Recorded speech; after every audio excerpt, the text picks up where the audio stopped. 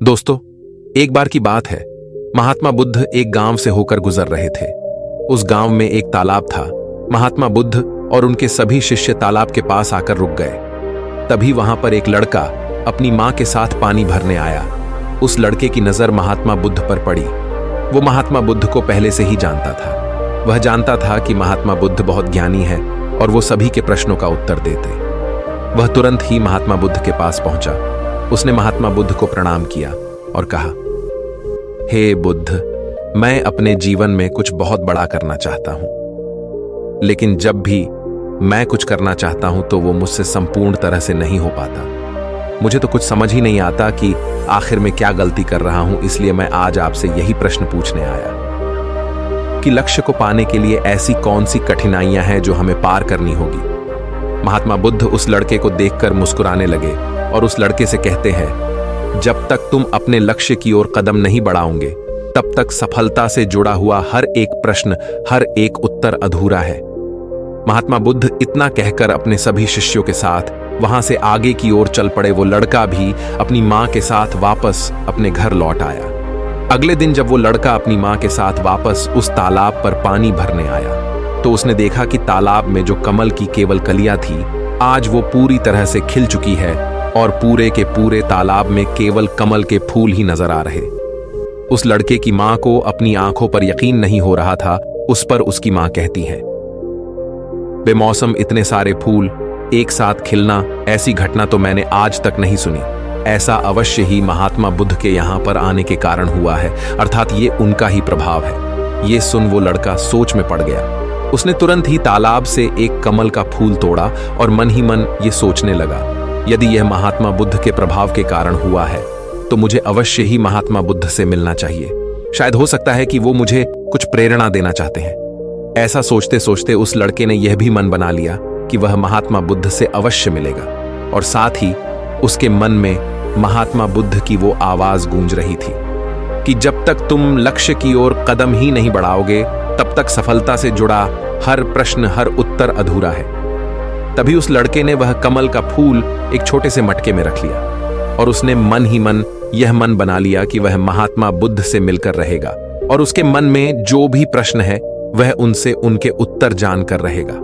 उस लड़के ने तुरंत ही अपनी मां से कहा, मां, मैं महात्मा बुद्ध से मिलने जा रहा हूं। वो अब तक बहुत आगे नहीं निकले होंगे।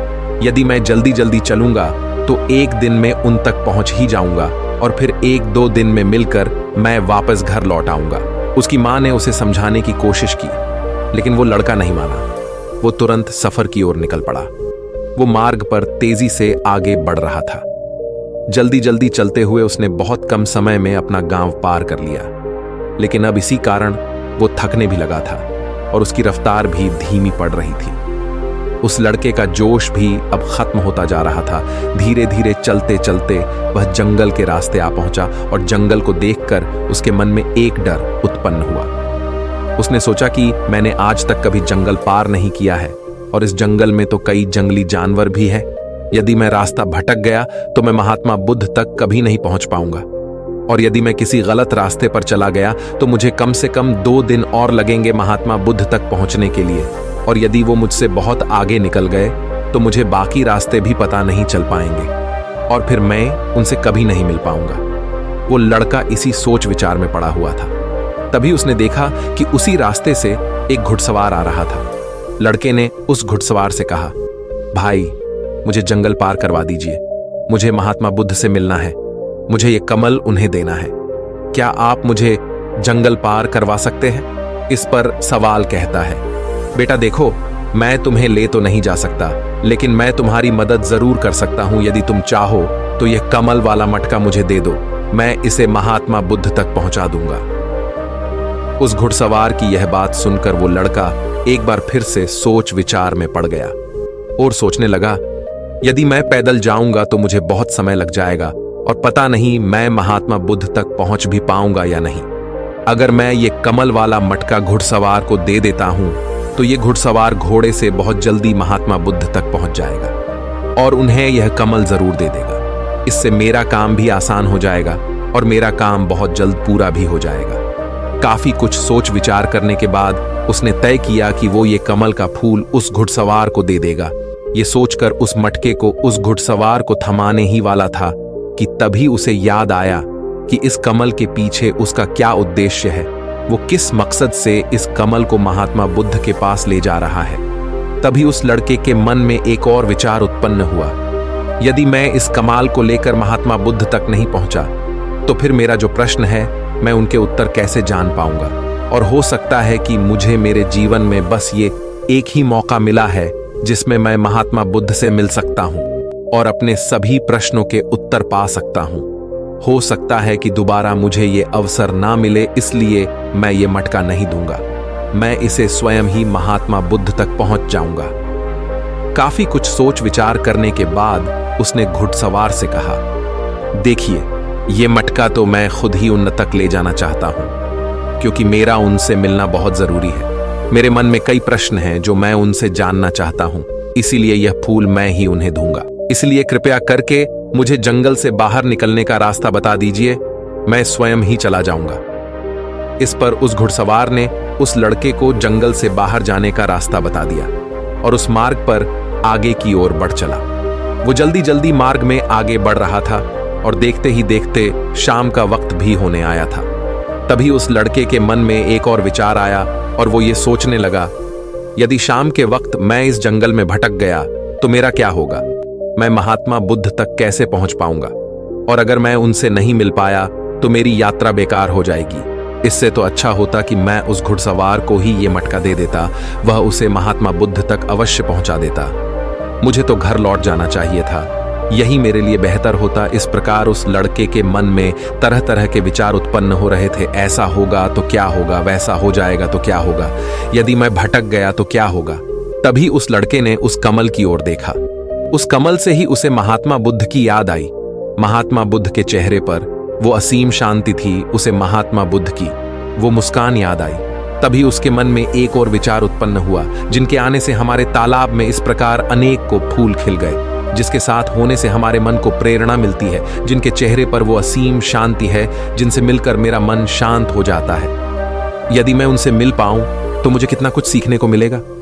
ऐसा सोचते ही उसके मन में एक बार फिर से महात्मा बुद्ध से मिलने की प्रेरणा जाग उठी और वो निश्चिंत होकर अपने मार्ग में आगे की ओर बढ़ता चला जा रहा था।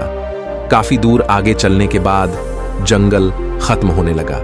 तब उसने महसूस किया कि जब जब वो अपनी इस यात्रा का उद्देश्य याद करता है, जब ये याद करता है कि वो महात्मा बुद्ध से क्यों मिलना चाहता है, तब तक उसके राह की मुश्किलें कम होने लगती हैं। और यही वास्तविकता है, यही हम सभी के साथ होता है।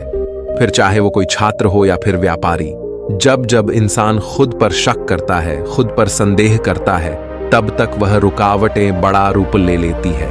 और जब हम अपने लक्ष्य को याद रखते हैं, अर्थात अपना उद्देश्य याद रखते हैं, तब तक वो रुकावटें हमारे सामने छोटी पड़ जाती है और हम उसे आसानी से पार करके अपने लक्ष्य की ओर आगे बढ़ चलते। इस पर उस लड़के ने ये महसूस किया कि उसे अपना लक्ष्य याद रखना है, उसे अपना उद्देश्य याद रखना है और छोटे छोटे कदमों से आगे की ओर बढ़ते जाना है। उसके बाद उस लड़के ने सारी चिंताएं छोड़ दी। वह केवल सफर पे आगे की ओर बढ़ता जा रहा था। लेकिन इस बीच वो चलते चलते काफी थक चुका था और जैसे ही उसने जंगल पार किया, तभी जंगल के ऊपर उसे एक छोटी सी कुटिया नजर आई। वहां पर एक सुंदर स्त्री रहती थी। लड़का काफी थक चुका था और उसे बहुत जोरों की प्यास लगी थी। वो लड़का उस कुटिया में गया। वहां पर उस स्त्री से उसने पानी मांगा। इस बार उस स्त्री ने उस लड़के को पानी पिलाया।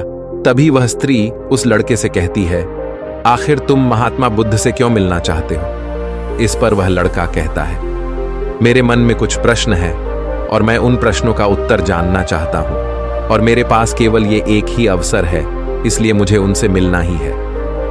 वह लड़का उसी तरह से अपनी बातें कर ही रहा था। उधर दूसरी तरफ उस स्त्री के मन में उस लड़के के प्रति प्रेम जाग रहा था कि उस लड़के को पसंद करने लगी थी। वो लड़की उस लड़के को रोकना चाहती थी। वो उससे कहती है, आज की रात तुम यहीं रुक जाओ, वैसे भी शाम होने को है और बहुत जल्द रात भी हो जाएगी। ऐसे में तुम कहाँ जाओगे? इससे अच्छा है आज तुम यहीं पर रुक जाओ। आज हमारे बगल में ही शादी है, वहां पर नाच गाना होगा, खाना पीना होगा, बहुत मजा आएगा। इसीलिए आज रात तुम यहीं पर रुक जाओ। उस स्त्री के मुख से यह सुनकर वो लड़का यह समझ चुका था कि यह स्त्री मुझे पसंद करती है और वह बहुत सुंदर भी है। उसकी सुंदरता को निहारते हुए वो लड़का मन ही मन ये सोच रहा था कि यदि मैं इस तरह से दोस्ती कर लूं तो मेरा जीवन तो समझ जाएगा, मुझे जीवन का मजा आ जाएगा और वैसे भी आज रात तक तो मैं महात्मा बुद्ध से मिल भी नहीं पाऊंगा, तो क्यों ना मैं यहीं पर रुक जाऊं। तभी उस लड़के ने जवाब देते हुए कहा, मैं कुछ देर में सोच कर बताता हूं। लड़का इस विषय पर सोच ही रहा था कि तभी उसके मन में एक बार फिर से महात्मा बुद्ध की वो बात याद आ गई और उसे यह एहसास हुआ कि मैं इतनी दूर से यहां पर क्यों आया हूं। उसने मन ही मन खुद से प्रश्न किया, क्या मैं यहां पर इतनी दूर इस लड़की से मित्रता करने आया था? नहीं नहीं, ये मेरी मित्र नहीं बन सकती। क्या भरोसा आज को इसका मन मुझ पर आया है और कल को किसी और पर आ गया तो मैं क्या करूंगा। लड़के ने तुरंत ही उस कमल की ओर देखा, तभी उसे उसका उद्देश्य याद आ गया और उसने तुरंत ही यह निर्णय लिया कि वह आगे की ओर बढ़ेगा। उसने उस लड़की को साफ साफ मना कर दिया और अपने मार्ग की ओर आगे बढ़ चला। जब वो आगे की ओर जा रहा था तभी उसे अपने इस निर्णय पर अफसोस हो रहा था। उसे ऐसा लग रहा था यदि उसे महात्मा बुद्ध ना मिले तो उसके हाथ से ये स्त्री भी चली जाएगी। इस बात का उसे बहुत मलाल था, लेकिन वह धीरे धीरे मार्ग में आगे बढ़ता गया। कुछ दूर आगे जाने के बाद जब उसका मन शांत हुआ तब उसे इस बात का एहसास हुआ कि यदि वह उस स्त्री के पास रुक जाता तो वह अपने उद्देश्य में कभी सफल नहीं हो पाता और उसकी ये यात्रा बेकार हो जाती, उसकी इतनी मेहनत व्यर्थ हो जाती। और तब उसे एक और चीज का एहसास हुआ कि जो भी व्यक्ति या फिर वस्तु हमें अपने उद्देश्य से भटकाने का प्रयास करे, हमें उससे तुरंत ही दूर हो जाना चाहिए। हमें अपना उद्देश्य याद रखना चाहिए कि हमने ये सफर क्यों शुरू किया था और हम अपनी मंजिल पर क्यों पहुंचना चाहते हैं। वो लड़का ये सब सोच विचार कर आगे की ओर बढ़ता जा रहा था। रात्रि का वक्त होने वाला था और वो लड़का तेजी से अपने मार्ग में आगे की ओर बढ़ता जा रहा था। तभी उसे मार्ग में एक बुजुर्ग व्यक्ति मिले। उसने उस बुजुर्ग व्यक्ति से पूछा, बाबा, मैं महात्मा बुद्ध से मिलना चाहता हूं और पिछले गांव में मुझे किसी ने बताया कि वो इसी मार्ग से आगे की ओर बढ़े थे। क्या आप मुझे बता सकते हैं वो किस तरफ गए हैं?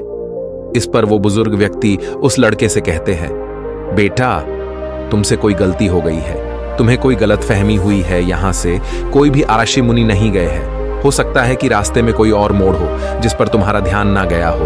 वो आरशी मुनि उसी रास्ते से गए होंगे। ये सुन वो लड़का घबरा गया। अभी कुछ ही घंटों पहले तो मैंने उस बस्ती को पार किया था।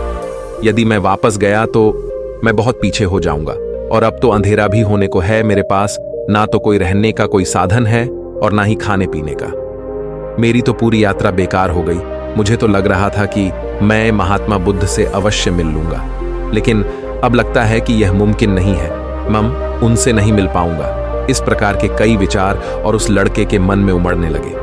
वो लड़का खुद पर संदेह करने लगा। जैसे ही उसके मन में इस प्रकार के विचार उत्पन्न हुए, मानो उसके पैरों में किसी ने बेड़ियां डाल दी हो। वह बार बार केवल एक ही बात सोच रहा था कि आखिर वो मुझे क्यों नहीं दिखाई दिया।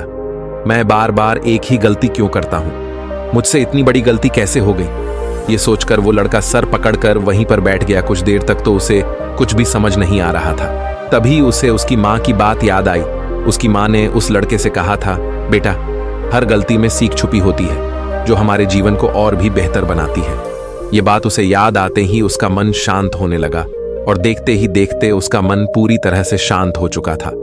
और वो लड़का बार बार अपने मन में अब एक ही बात दोहरा रहा था कि हर गलती में सीख छुपी हुई होती है और हमें वो और बेहतर बनाने आती है। उसने अपनी गलती को स्वीकार किया। वो कहने लगा, हाँ, मुझसे गलती हुई है। मैं जल्दीबाजी में बिना सोचे समझे बस मार्ग में आगे की ओर बढ़ता जा रहा था। जैसे जैसे लोगों ने कहा, मैं उसी तरह से आगे की ओर बढ़ता चला गया। उसके गलती स्वीकारते ही उसका मन पूरी तरह से शांत हो गया। उसकी निराशा अब आशा में बदल चुकी थी। वह एक पेड़ के नीचे बैठा हुआ था। तभी उसने देखा कि कुछ जानवर नदी से पानी पी रहे थे।